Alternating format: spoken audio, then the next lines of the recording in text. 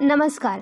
Civil court प्रोसेसबद्दल लोकांमध्ये खूप गैरसमज असतात. अनेकांना असं वाटतं की कोर्ट म्हणजे भांडण, तारखा, त्रास आणि अनिश्चितता.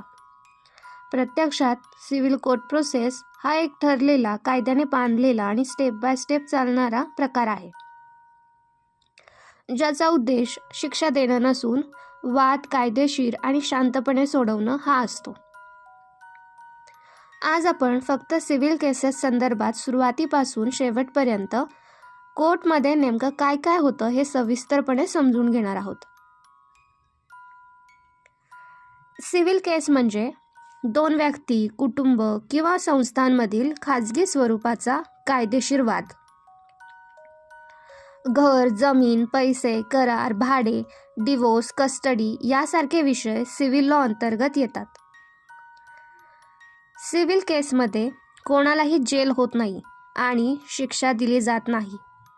कोर्ट फक्त हे ठरवतं की कायदेशीर हक्क कोणाचा आहे, कोणती जबाबदारी कोणावर येते आणि कोणता रिलीफ द्यायला हवा. सिव्हिल केस दाखल करण्याआधी काही गोष्टी तपासल्या जातात. हा वाद सिव्हिल स्वरूपाचा आहे का? योग्य कोर्ट कोणतं? केस लिमिटेशन पिरियडमध्ये आहे का? आणि नेमकं कोणता रिलीफ मागायला हवा हे आधी ठरलेलं असतं. भारतात सिव्हिल केसेससाठी कोड ऑफ सिव्हिल प्रोसिजर 1908 या अंतर्गत सिव्हिल केसेस चालतात. सिव्हिल कोर्ट प्रोसेसची खरी सुरुवात होते प्लेंट दाखल करण्यापासून. प्लेंट म्हणजे कोर्टाला दिलेलं लिखित स्वरूपाचा दावा. प्लेंट म्हणजे कोर्टात दाखल केलेला लिखित स्वरूपाचा दावा. या डॉक्युमेंटमध्ये प्लेंटिफ कोण आहे, डिफेंडंट कोण आहे, म्हणजेच पार्टीज कोणत्या आहेत, वाद नेमका काय आहे, कॉज ऑफ ॲक्शन कधी आणि कसं निर्माण झालं आणि कोर्टाकडून नेमकं काय हवं आहे हे स्पष्टपणे नमूद केलेलं असतं. प्लेंटसोबत आवश्यक कागदपत्र, ॲफिडेव्हिट आणि कोर्ट फी जोडलेली असते. सिव्हिल कोर्ट कधीही तोंडी तक्रारीवर चालत नाही. कागदपत्रे आणि प्रोसिजर हा संपूर्ण प्रोसेसचा पाया असतो. प्लेंट दाखल झाल्यानंतर कोर्ट लगेच सुनावणी करत नाही. कोर्ट आधी स्क्रुटिनी करतं. यामध्ये कोर्ट पाहतं की ही केस योग्य कोर्टमध्ये दाखल झाली आहे का, प्लेंटचा फॉर्मॅट कायद्याप्रमाणे आहे का, आवश्यक डॉक्युमेंट्स जोडले आहेत का आणि लिमिटेशन संपलेली नाही ना. जर काही त्रुटी असतील तर कोर्ट दुरुस्ती सांगतं किंवा काही प्रसंगी प्लेंट रिजेक्ट देखील करतं. हा टप्पा म्हणजे कोर्टाची पहिली टेक्निकल तपासणी असते. स्क्रुटिनी पूर्ण झाल्यावर कोर्ट केस रजिस्टर करतं आणि एक केस नंबर देतं. हा केस नंबर म्हणजे कोर्टामध्ये त्या केसची ओळख असते, ऑफिशियल आयडेंटिटी असते. रजिस्ट्रेशन झाल्याशिवाय केस कायदेशीररित्या पुढे जात नाही. केस नंबर मिळाल्यावरच पुढची प्रक्रिया सुरू होते. यानंतर कोर्ट समोरच्या पक्षाला नोटीस किंवा समन्स पाठवतं. नोटीस म्हणजे किंवा समन्स म्हणजे तुमच्या विरुद्ध सिव्हिल केस दाखल झालेली आहे आणि तुम्ही कोर्टासमोर हजर राहा, एवढंच असतं. नोटीस म्हणजे निर्णय नसतो, दोष सिद्ध झाल्याचा पुरावा नसतो. ती एक नॅचरल जस्टिसनुसार दुसऱ्या बाजूला बोलण्याची दिली गेलेली संधी असते. समन्स किंवा नोटीस योग्य पद्धतीनं सर्व्ह होणं फार महत्त्वाचं असतं. कारण नोटीस नसेल तर केस पुढे जाऊ शकत नाही आणि काही वेळा कोर्ट एकतर्फी म्हणजेच एक्स पार्टी निर्णय देऊ शकतं. नोटीस मिळाल्यानंतर पार्टीज कोर्टमध्ये हजर राहतात. ॲडव्होकेट असल्यास वकालतनामा दाखल केला जातो. कोर्ट रेकॉर्डमध्ये कोण कोणासाठी हजर आहे याची नोंद घेतं. यानंतर डिफेंडंट आपलं रिटर्न स्टेटमेंट दाखल करतं. रिटर्न स्टेटमेंटमध्ये प्लेंटमधील आरोप मान्य किंवा नाकारले जातात आणि डिफेन्स मांडले जातात. रिटर्न स्टेटमेंटमुळे कोर्टाला वाद नेमका कुठे आहे आणि कुठे नाही हे स्पष्टपणे समजतं. काही प्रकरणांमध्ये प्लेंटिफला डिफेंडंटच्या रिटर्न स्टेटमेंटवर रिप्लिकेशन दाखल करण्याची गरज भासू शकते.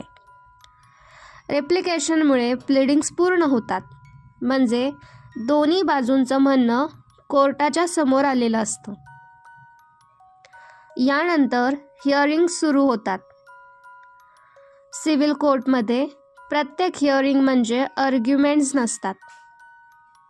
बऱ्याच वेळा हिअरिंग्समध्ये फक्त कागद तपासले जातात, कंप्लायन्स पाहिले जातात आणि पुढची तारीख दिली जाते. तारखा म्हणजे फेल्युअर नसतं किंवा सिस्टीमचा दोष देखील नसतो. तारखा हे एक प्रोसेसचाच भाग असतो, कारण कोर्ट अनेक केसेस एकाच वेळी हाताळत असतं. प्लीडिंग्स पूर्ण झाल्यावर कोर्ट फ्रेमिंग ऑफ इश्यूज करतं. हे सिव्हिल केसमधलं अतिशय महत्त्वाचं असणारं स्टेज असतं. कोर्टामध्ये कोर्ट ठरवतं की या केसमध्ये निर्णय देण्यासाठी कोणते प्रश्न सोडवायचे आहेत. कोर्ट ठरवतं की या केसमध्ये निर्णय देण्यासाठी कोणते प्रश्न सोडवायचे आहेत. उदाहरणार्थ, एखादं अग्रीमेंट व्हॅलिड आहे का, ब्रीच झाला आहे का, प्लेंटिफला रिलीफ मिळावा का. संपूर्ण ट्रायल, एव्हिडन्स आणि आर्ग्युमेंट्स हे या इश्यूज भोवती फिरतात. इश्यूज नसेल तर त्या मुद्द्यावर पुरावा देखील दिला जात नाही. इश्यूज ठरल्यानंतर एव्हिडन्स स्टेज सुरू होते. एव्हिडन्स म्हणजे केसचा कणा असतो.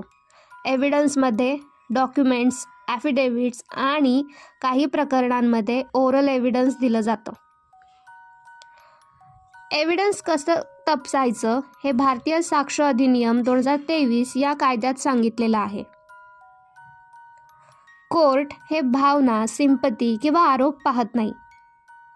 कोर्ट फक्त पुरावा आणि कन्सिस्टन्सी पाहतं. जर ओरल एव्हिडन्स असेल आणि फॅक्ट्स डिस्प्युटेड असतील तर क्रॉस एक्झामिनेशन होते. क्रॉस एक्झामिनेशन म्हणजे भांडण नाही किंवा साक्षीदाराचा अपमान देखील नसतो. सत्य तपासण्याची ती एक कायदेशीर प्रक्रिया असते. प्रत्येक सिव्हिल केसमध्ये क्रॉस एक्झामिनेशन असतंच असं नाही. ते त्या केसच्या स्वरूपावर आणि दिलेल्या एव्हिडन्सेसवर अवलंबून असतं. एव्हिडन्स पूर्ण झाल्यानंतर दोन्ही बाजू फायनल आर्ग्युमेंट्स करतात.